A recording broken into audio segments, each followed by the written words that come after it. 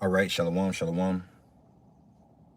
All right, before I get started, I want to give all the glory and honor to Yahweh, Bahashem Yahweh Shai, Bahashem Rakakwadash. Double honors unto my apostles and elders of Great Millstone. Peace and safety to all the sincere Akim that's out here pushing this word in truth and in all sincerity. Shalom. All right, shalom to the few sisters as well. Back at it again with another stream. Lord willing, this is informative.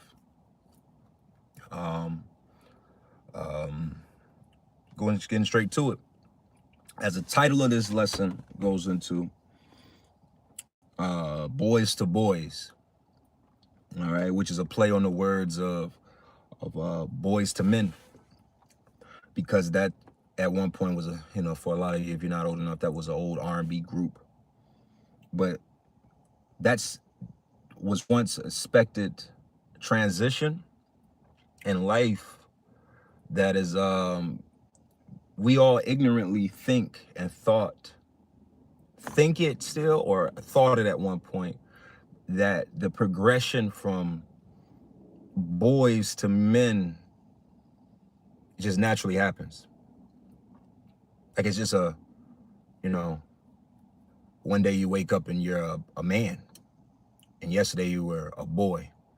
But what distinguishes a boy from a man,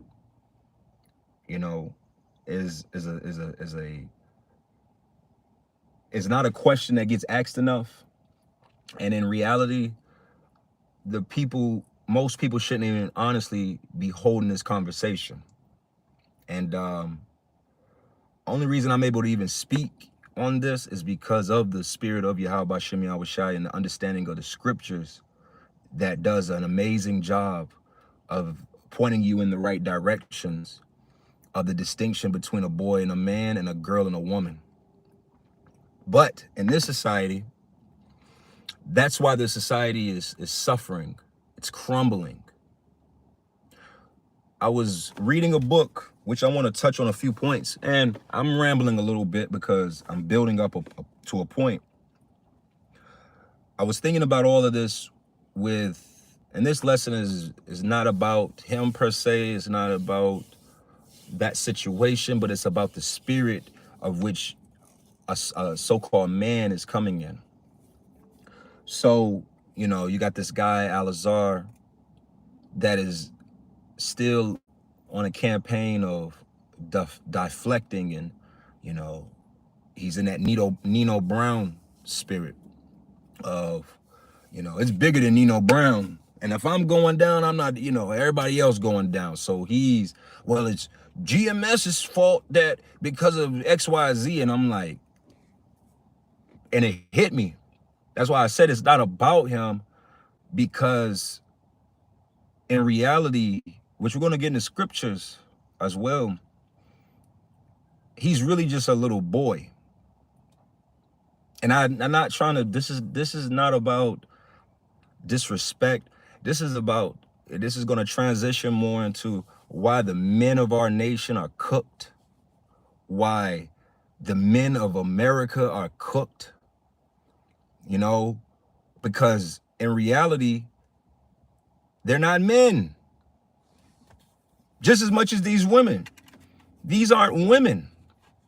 See, once you understand these concepts very well, you have to grasp that we are operating in a society ran by children, because the so-called white man is a child at heart. He's a child. Like, he's a little boy himself. Donald Trump is a little boy at heart. You could see the little boy in him. Elon Musk is a little boy. He's a little boy that is still, but leave it to people. If you ask the average American what makes I'm gonna read it because I looked this up in this article. What is the difference between a man and a boy? Let's get this.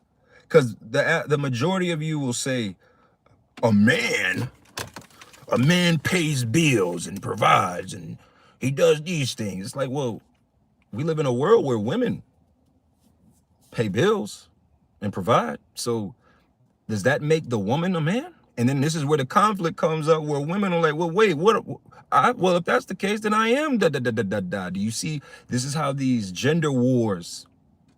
See, gender wars are between. These are the little rascals. Really showed us ahead of time in the 90s what we would be experiencing today. Maybe a lot of you aren't familiar, but there was the Little Rascals, and they had the He-Man Woman Haters Crew club, and the girls had their own little spinoff, and they sat in their corners talking about how nasty boys were and how nasty girls were, right? Was that not what podcast is all about now? Yeah, tell me why you think you're an 8. Yeah, you're not an 8. You're not worth anything. That's all this shit is. It's the Little Rascals. But listen to this bullshit of this article, the simplyluxuriouslife.com. Do you think that this is a website that's going to actually tell what a man is supposed to be?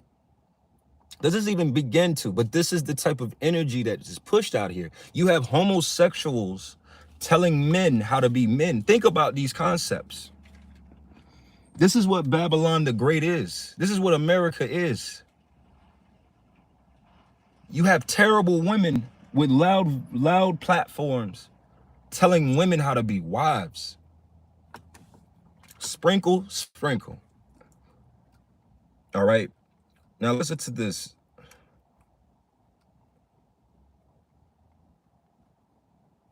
Let me see if I can find it again.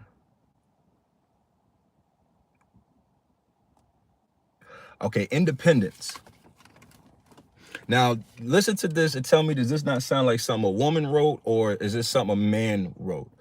A man lives on his own, cares for himself, laundry, cleaning, cooking, etc., and recognizes that he should be able to as he is an adult. Upon entering into a relationship, he doesn't delegate what was once traditionally woman's jobs to his partner, but rather shares equal responsibility or have a conversation to determine how the couple will approach each other. This is under what a man versus a boy, and this is what a man would do. Does this sound like a man wrote this?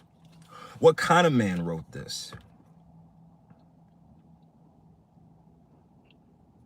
Now, quite honestly, I have nothing wrong with most of this statement. A man should be able to do these things. But you see, this society has made speaking on men a, like we always say in this society, if you see online and they're talking about what does a real man would do XYZ, well, in reality, in this world, if you hear that being pushed out, it's normally a derogatory term, because when they describe a real man, it's really a punk. It's really a loser. It's really a weak-minded man. Okay? So that energy is the American way. I'm gonna get some scriptures going because I don't want to seem like I'm rambling.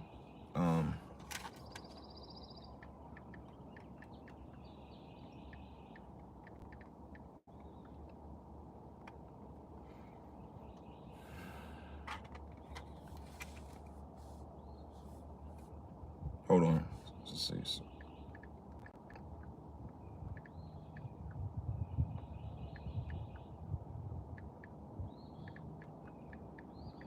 I'm looking for a scripture. Just bear with me. Yep, there we go. Job 8:8. It says, For inquire, I pray thee, of the former age, and prepare thyself to the search of their fathers. Right. So again, part of this walk as an Israelite man, I'm focusing in on the men because, why am I focusing on the men? Bear me 1 second. Let's get scripture. All right. What was that? Proverbs 8. Proverbs 8:4, and it says, "Oh, unto you, O men, I call, and my voice is unto the sons of man." So the Lord is dealing with specifically the men of his elect men of the nation of Israel. All right. Now, with that understanding being established, this is why it's a great understanding. It's a great value to really work on your manhood in this walk. You know, have an understanding of what being a man is. See, that's why in this world, what is the man? You got these people that go in the streets and interview. What is a woman? Woman. Because people don't know. Just as much as a man. If you went in the street, what is a man? A man is a bill payer, and he's the guy you call to hang up gutters. And when you need to cook on somebody to cook on the grill, he's the man. None of that has to do with manhood. All right. So again, I was diving down this path of understanding, I was meditating, I should say. And I was like, this guy, he's a boy. He's still in his boyhood. He hasn't elevated beyond boyhood. And I was rereading this book. I've read this book many times before. It's a good book. It's The King, the Warrior, the Magician, and the Lover. And it deals with archetypes. It's like it's a psychology book, and it deals with a lot of the things of manhood. So again, it's a good read. You don't have to read it. It's just something that I'm reading or read. Now, one point that I like is, let's see.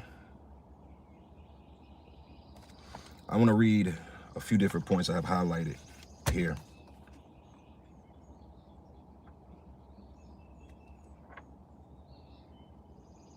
So again, one of the things that is affecting this place, let's get a scripture.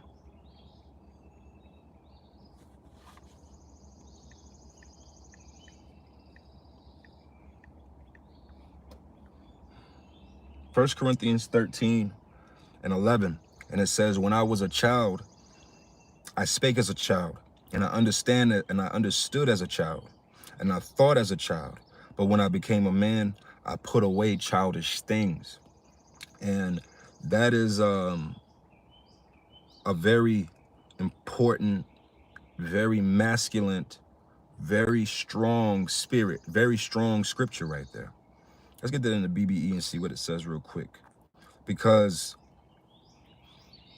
a lot of what we consider men today have never put away childish things. They've never grew out of their childish skin, if that makes sense. They're 28-year-olds still wearing 14-year-old pants, if that makes sense, in the spirit. You know, they got high waters on. They shoot, they foot a 144. You know, it's a spirit to it.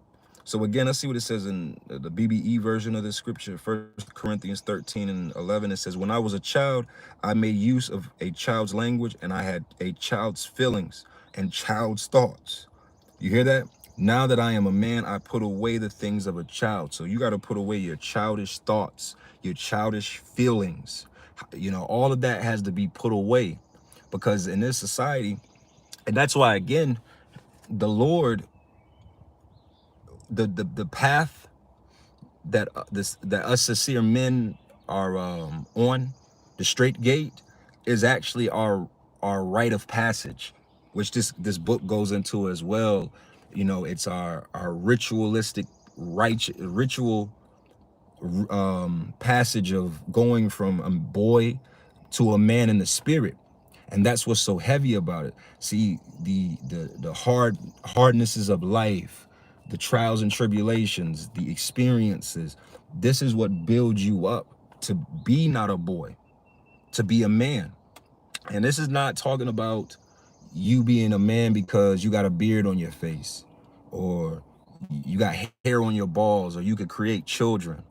That's where a lot of people get lost at. Like I said earlier, where you think that the transition from boy to man just is a natural thing. No, our forefathers and even of the other nations, when you read into this, he historically goes into how the Native Americans, different African tribes, South American tribes, you name it, had their own rites of passage. Let me look that up. What does that mean? What does it mean? Because we hear these things and we just use them loosely. What is a rite of passage? What is a rite of passage?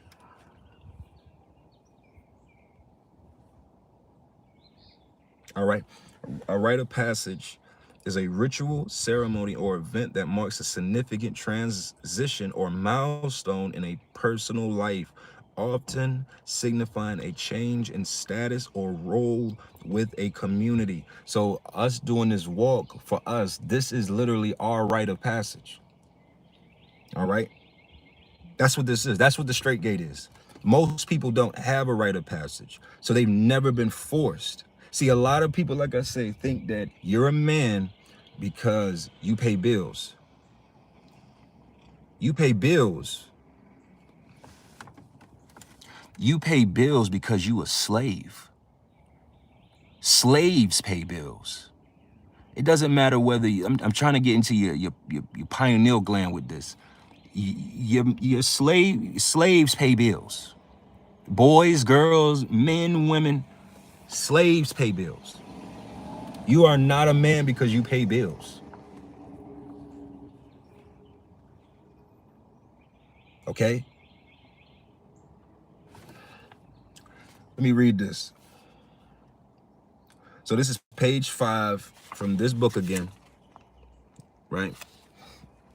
Under the chapter of the crisis in masculine ritual process. Now, this book was published in 1990. This is an old book, all right? So how much of this, the problems of which he, a psychologist, was recognizing 30, 40 years ago, 50 years ago, how much more of a crisis are we in today? All right? Is it was a yeah, exactly. See, that's what I said earlier. I don't know if you heard, but that's exactly it. See, if you ask this world what does it mean to be a man, the first thing they're going to use to describe a man is somebody that pays bills. But paying bills does not mean you're a man. That doesn't mean anything. How is that a signifier of who? That's why amongst men, what do men use? I'm gonna get back to this, but flowing off of what you just said, that is why, as men, what do men do when they have a conflict with each other? It turns into a war. But I got more money than you. I got more money than you. I got more money than you. I got more money than you, because they've turned money into this this ruling tool of masculinity. There are men out here that are homeless, that are more masculine than men, are more of a man than some so-called men with millions of dollars in the bank. But that all goes into how do you describe what a man is. So let's get into this. And it says, but with these pseudo initiations, and what he's describing as a pseudo initiation is gang culture. All right. The military is one. Fraternities is another one. These are all pseudo rituals. There's pseudo initiations. Okay, they're fake initiations. They don't really evolve you into a whole individual, you know. And what did I say about this gentleman? I don't even want to say his name, but y'all know, if you know, he's always trying to promote his gang ties. So he puts that above the Lord's rite of passage. That for him was his rite of passage. That's why he still claims it unto this day. That's why he always has to have his Hoover hat on, right? But that's a pseudo initiation will not produce men, because real men are not wantonly violent or hostile. Let's get this real quick. I want to stop there, and I want to get a scripture. Because what did the Lord say? Let's go to Matthew 5. Matthew 5:9. And it says, "Blessed are the peacemakers, for they shall be called the children of Yahweh Shem Yahushai." Now, what does it mean what is peace? I know I'm just shooting off questions, but this is how you provoke thought, because a lot of people don't actually think about these things. Peace, the greatest, as this guy even speaks on, I won't say that I got this from myself. This author, Robert Moore, speaks on. Only warriors truly understand what peace is and what it takes to maintain peace, because a warrior is willing to go to war for that peace, spill blood for that peace. If you're not willing to spill blood for your said peace, then you don't really want peace, right? So again, a man, me and the brothers were talking about this the other week. Truly, if you're a man of the Lord, you just want peace in your life. That's all you want. You don't want chaos. You don't want confusion. You just want consistently peace. That's all you want. You want peace of mind. You want peace within your body, healthiness. You want peace in your household between you and your wife. You want peace between your children. You want peace with your brothers. A real man just wants peace, and he's not hostile. See, these people try to paint us in this ministry as if we're violent. Oh, they're black KKK. Where have we ever violently killed anybody? Does death happen? Yes. But has us in this walk, how many Israelites out here have violently attacked cities? None of us. Okay? So it says a real men are not wantonly undisciplined. See, wantonness goes into discipline, being undisciplined, excuse me, right? So you're undisciplined with your violence. See, every man should have a violent streak in him, but you should have control over it to use it when necessary, not unneedingly, if that makes sense, okay?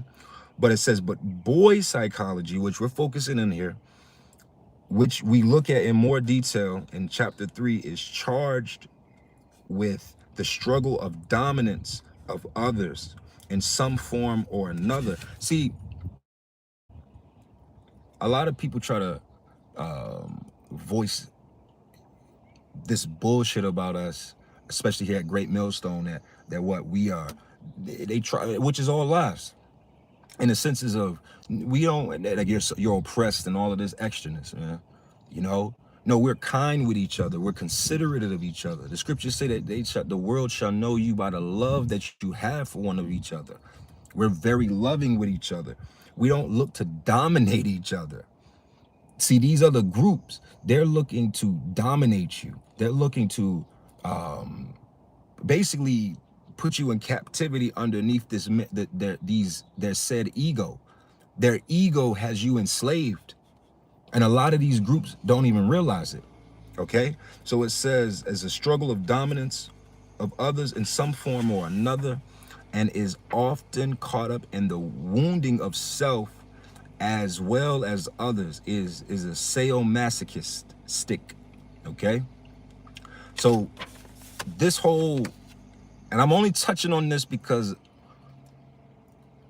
it's not, like I said, this is about the fact of a lot of males are just boys. Even in Israel, even in a lot of these camp leaders of these churches, they're really just boys. All right. Now, let me get another, let me get, yeah. What is that? No, I want to leave that. I'm sorry. What's the scripture say?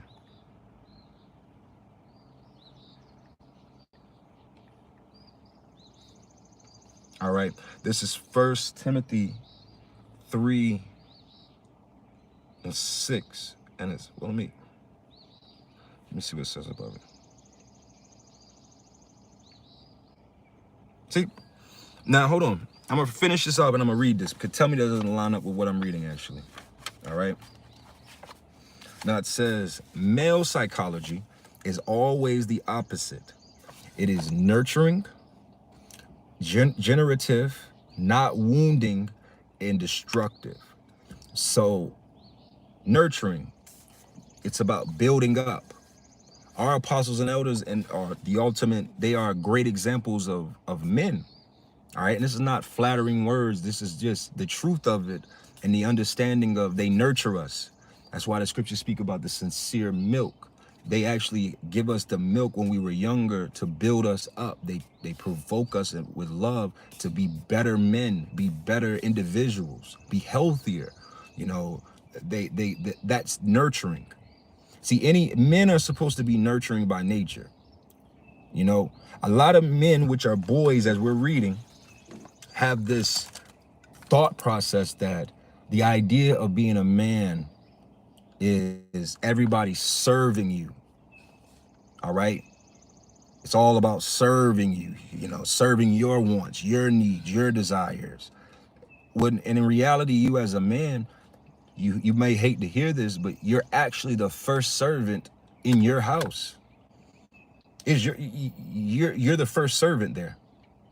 You have to serve this house in a way of, I'm not even talking about washing dishes and all that bullshit. It's a matter of, you want a spirit in your house, you got to do it. You want a certain way in your house, you got to actually put that in motion. You got to put the spirit there. You got to wind the battery up in your wife and your children. It's on you.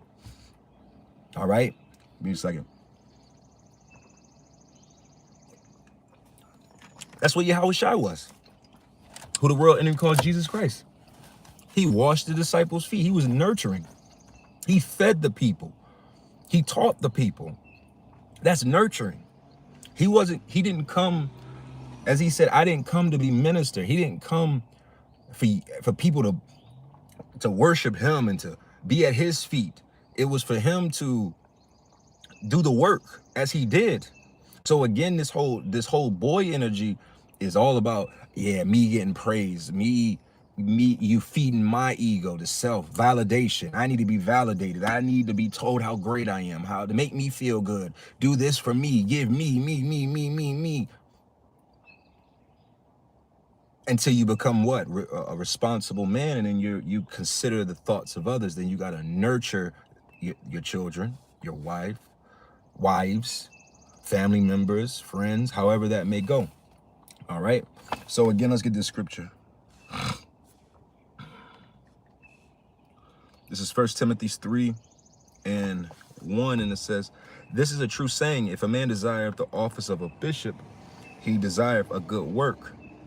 A bishop that must be blameless. Does this not line up with nurturing, generative, not wounding and destructive, right? The husband of one wife, which is basically because you have to nurture. See, this is dealing with a man in a position, a leadership position, but it's speaking to the fact of having one wife because you don't have time to nurture other wives in your life. You're nurturing a lot of those around you, so you have to be in tune with that. It's just a position.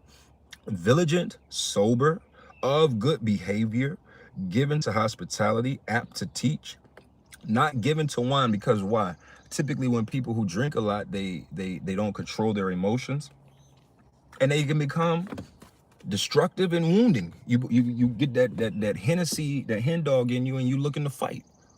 Not everybody, but I'm just speaking to not giving too much drink, keeping it on an even keel, if that makes sense. Given to hospitality. Another form of hospitality is nurturing. All right. So again, you have to redefine, as the scriptures say. Let me get that. What is that?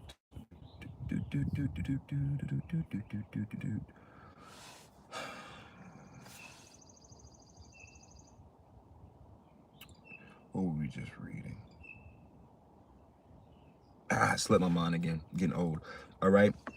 So again, you don't want to be, when you read about the scriptures and the Lord, The Lord is very much so about the building up of us. And you and myself, that's the spirit. It's not about, you gotta, oh, the water. That's what the water, the water, the water, the water, the water.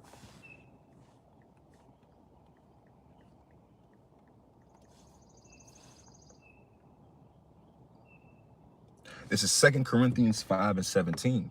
And it says, therefore, if any man be in Mashiach Yahushai, he is a new creature. Old things are passed away, and behold, all things are become new.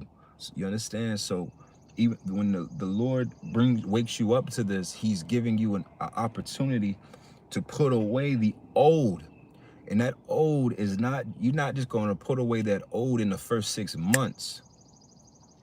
There's old in you that you're going to have to grow old to even understand how that old part is still in you. You're going to have to mature, fight, get stronger, learn new combos, new fighting styles and techniques to be able to even pick up and perceive that, oh, I got to remove that. It's a process. That's the point. But what are we talking about here? You got to really put away all this knowledge and shit that you have picked up along the way being in America. Like Apostle Tahar would say, a lot of you Israelites, you've been in America too long. You have an Americanized, as I just did a lesson a few minutes ago, perspective, 144. You have an Americanized perspective and you haven't fully put that away. So therefore you're trying to merge the your Americanized viewpoint with a Hebrew viewpoint, and it's not going to happen. You got to put away that old. The way this world looks at being a man is not a man. It's just a simp, bill paying ass nigga. That a man in America is supposed to just work his ass off for 80 years until he died. Don't get no pussy. The woman don't like him. He's stressed the fuck out. He got to convince his own woman to give him some pussy. He don't got no friends. I'm describing all blank Americans. The American man experience is cooked. But it was never meant for you to develop into a man. That's the sick part of it, which Esau understands this. You understand? He understands very well the importance of the process of pushing a boy to a man. But he handicaps that by what? First, it was devaluing men. Men are devalued. Let me get that in the scriptures, because everything's in the scriptures.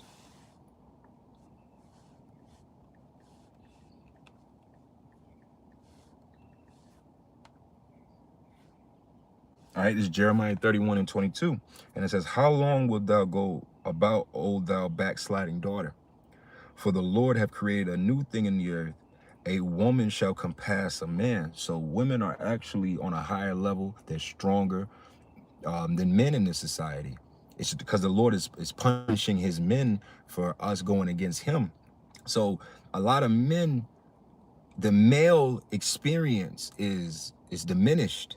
See, in this society, I was saying this to my rib. I heard somebody say this. I can't remember who. It's okay. The male experience is shunned upon as if it's the retarded, weaker, unnecessary experience.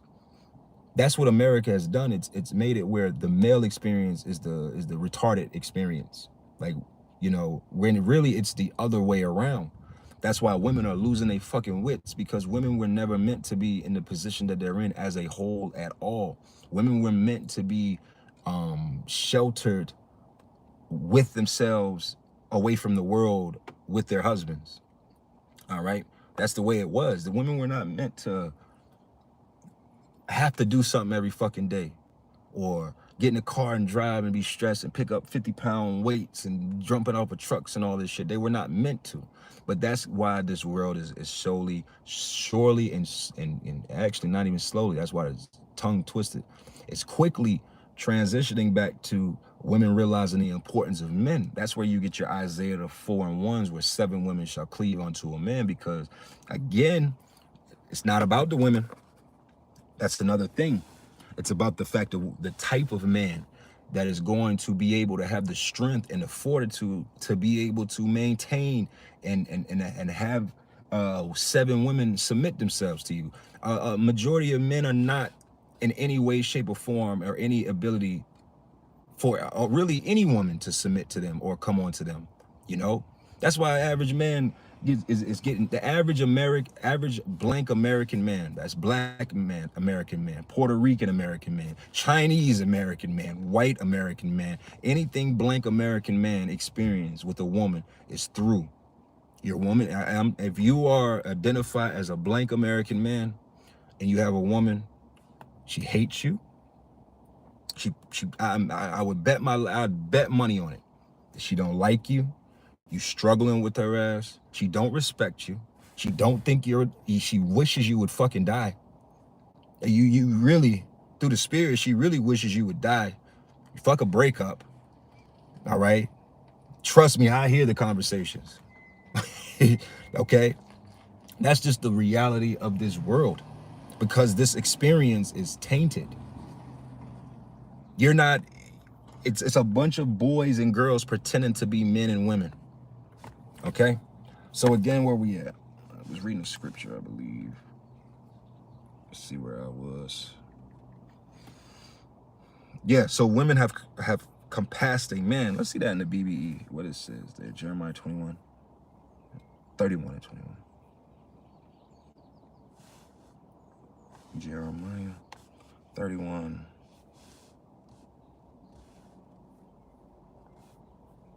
Jeremiah, where you hiding? All right, Jeremiah 31, 22 in the BBE version. And it reads, how long will you go on turning this way and that, O wandering daughter? For the Lord hath made a new thing on the earth.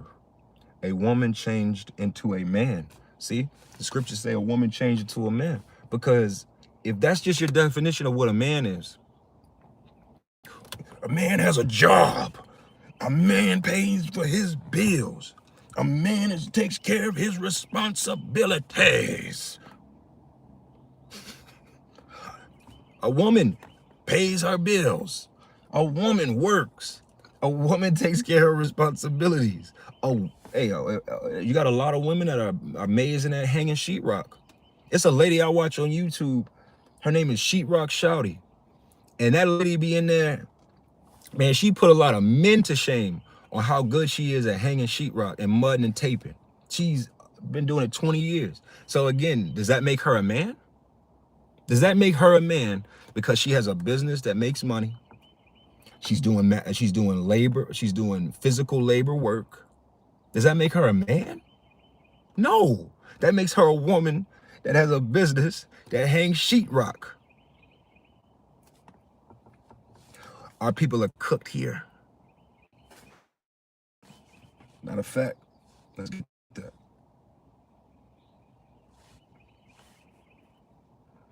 Hosea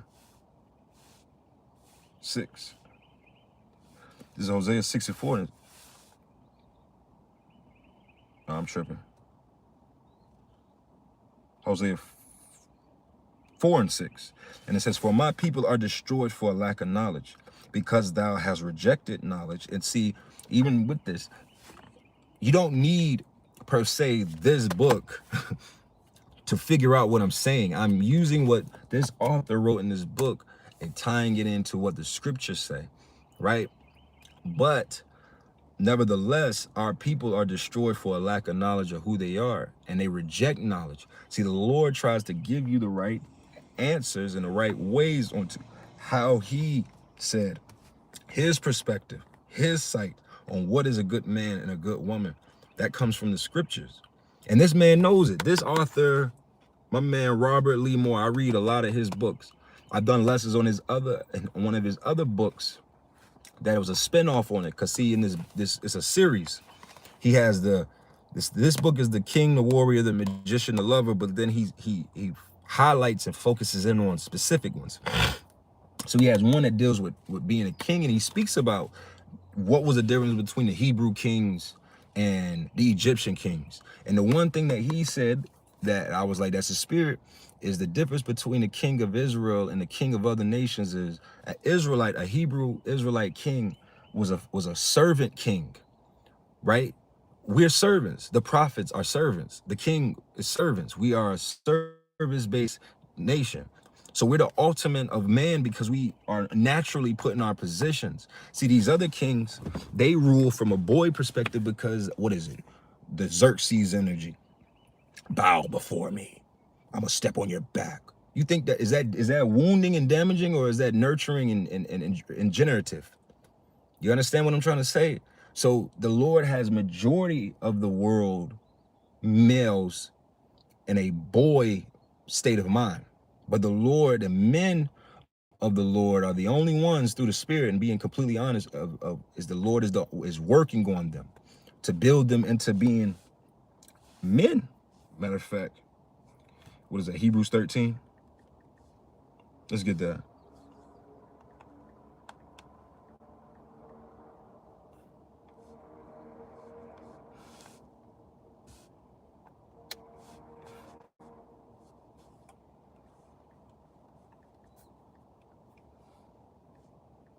Give me 1 second.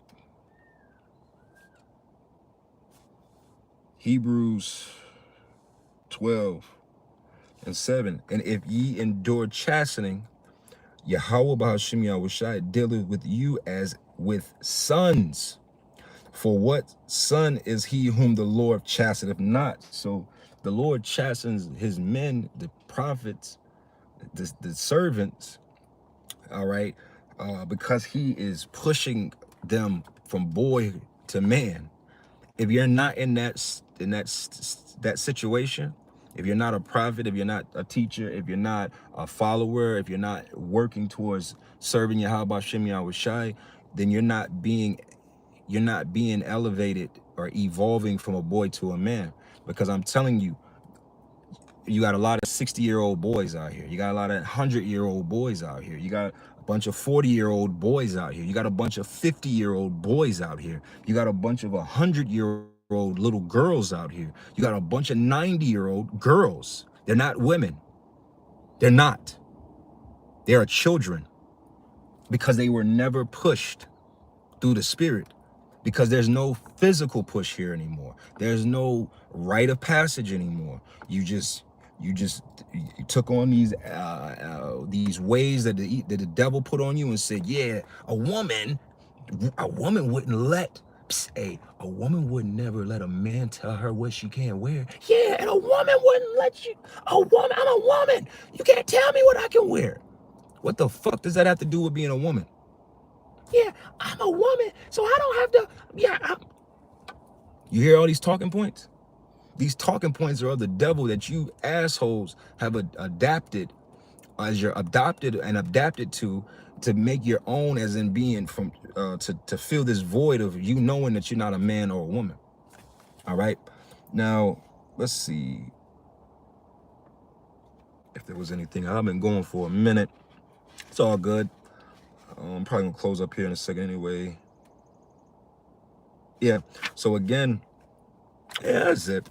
Again, the focus of this was throughout the scriptures. You have Job, where the Lord told Job to present himself as a man. You know, that man is standing firm, being established in the Spirit. You know that energy. That's what the Lord requires of us. It's so much more. But if you're not in that space, you're not really a man. I know that sounds wild, that sounds crazy, but technically speaking, the only men that are on the planet Earth are his servants. I know that, like, and what I mean, and that's the men that the Lord is with. If you're a person listening to this, a man, respectfully, if you yeah, exactly. Hey, yo, yeah. If you're a man listening to this, I'm being respectful here, and this word is tingling in your spirit, then you are probably on the right path. Keep pushing. All right. But the point of it all is that this world, it literally broke down that process to make it where men aren't being created anymore. You know, men think that it's all about you're a man because you were able to impress a woman to get on, you know, give you some pussy. You know what I mean? Like, or you're a man because you know how to change brake pads. When we just read in here, the Lord never said it. There's nowhere in here where the Lord says, yeah, and a real man. No, a man works because you got to eat. But that doesn't make you a man because you work to eat. No, you're your own. You're responsible for yourself. That's why in the scriptures you would become a man. And I'm gonna close up here on this point. You would become a man when you were able to. You were under the law. When you came under the law of the scriptures around 11, 12, 13, which is when you are able to procreate. You're in puberty. You're now have the same things going on within you as an adult man or an older man or older woman, right? That's when you were under the age of, as they call it, accountability. And even within that, let's get that actually. And I'm gonna close up here because sometimes in that rite of passage, they speak about you having to go somewhere, right? All right, let's get that. And I'm gonna close here. So this is Exodus 23 and 14. And it says, 3 times thou shalt keep a feast unto me in the year. In verse 17, 3 times in the year, all thy males shall appear before the Lord thy power. So for you to be able to go up and keep these feasts like the Passover, you would have to be under the accountable for your actions. So you got to go keep the feast and so on and so forth, right? Which would be when you're able to, you're in 11, 12, 13, depending on when it happened. But before that, imagine you're a man and you're about to go take this journey. And you got a 15-year-old and you got an 8-year-old, right? The 8-year-old is looking at you and your 15-year-old getting ready to go. And he's preparing himself. He's like, he wants to attend that, but he knows he can't because why? He's still a boy. So even that's a rite of passage of having to travel, be in the midst of Israel, all the males. That's a rite of passage that the Lord had written for us as a culture in the law. You understand? Like, this is how broken we are, is that the majority of our men aren't men. So I'm gonna close this up because it's, I've been out here for a minute. I want to give all the glory and honor to Yahweh, Bahashim Yahushai, Bahashim Rakakwadash, Shalom, and throughout to all the commenters, all the watchers, Shalom.